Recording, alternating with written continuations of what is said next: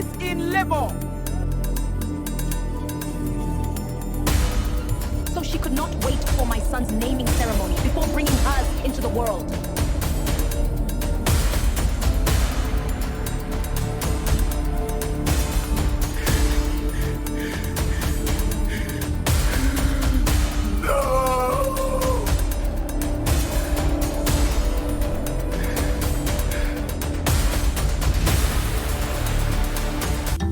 Osahon was a man of his words, steady, intentional, and true to every promise he made. He had vowed to treat his two wives equally, and he lived by that vow. When Ivie's feet swelled, he was there to massage them. When Edehi's waist ached, he gently rubbed it with olive oil. He washed their clothes, shared his time, and poured his heart equally between them. Osahon was a man who understood gratitude, counting his blessings one by one, naming them wives, peace, and home.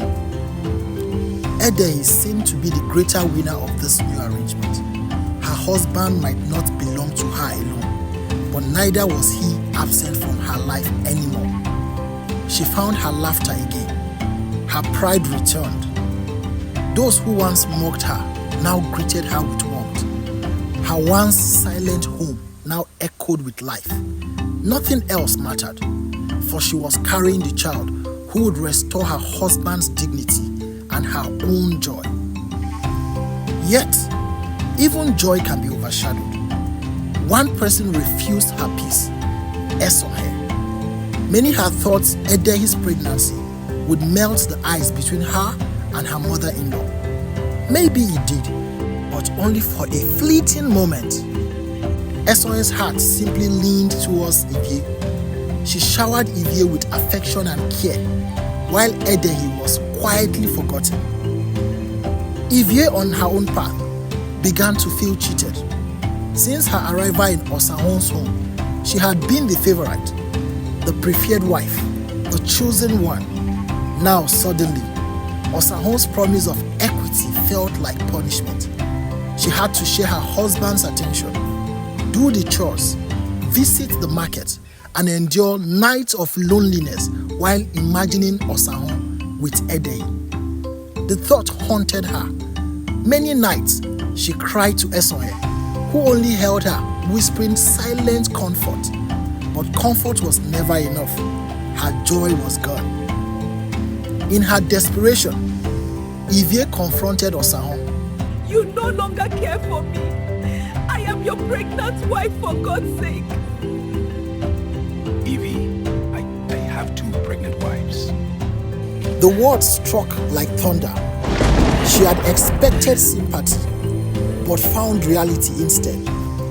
Her tears fell harder that night. All she could wish for was the day she would give birth. Maybe then, her position as the favorite wife would return. And soon, that day came. Ivie's labor began suddenly. Osahon and Osahon rushed her to the hospital. Outside the ward, Osahon paced restlessly, his heart pounding with every scream that came from within. Then came the silence.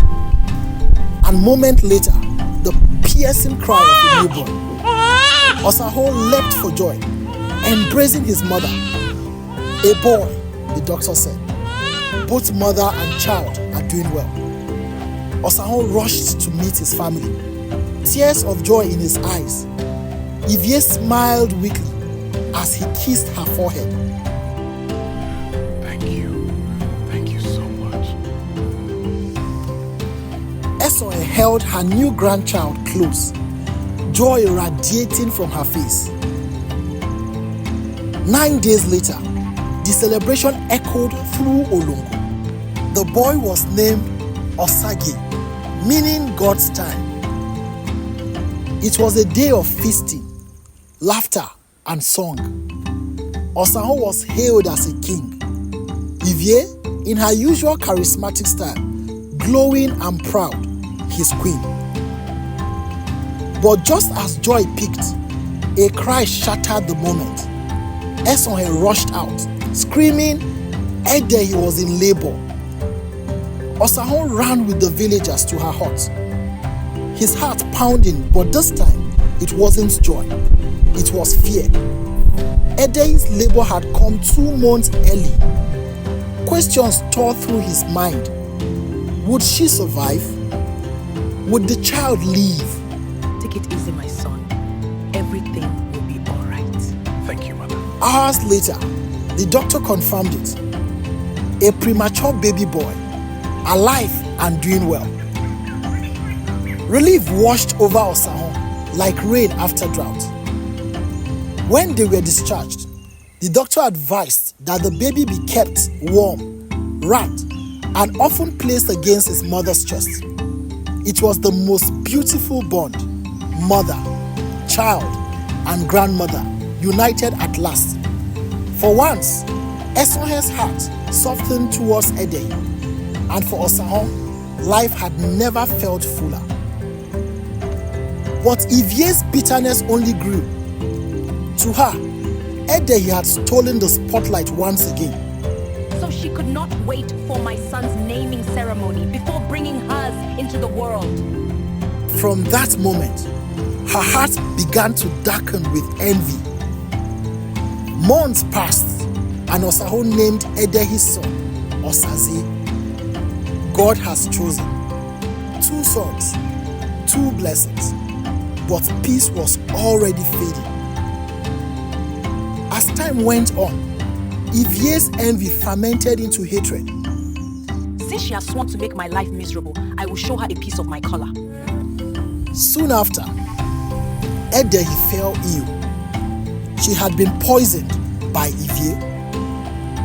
Before she could be rushed to the hospital, she died. No! It was the darkest day of Osahon's life. His first love, the apple of his eyes, the wife of his youth, the woman who bore his peace and pride, buried before her time. He could not question God, but neither could he forgive fate.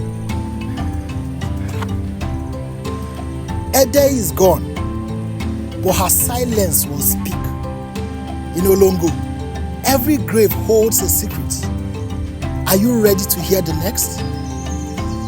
Comment your thoughts, like, share, and subscribe to keep Olongo alive.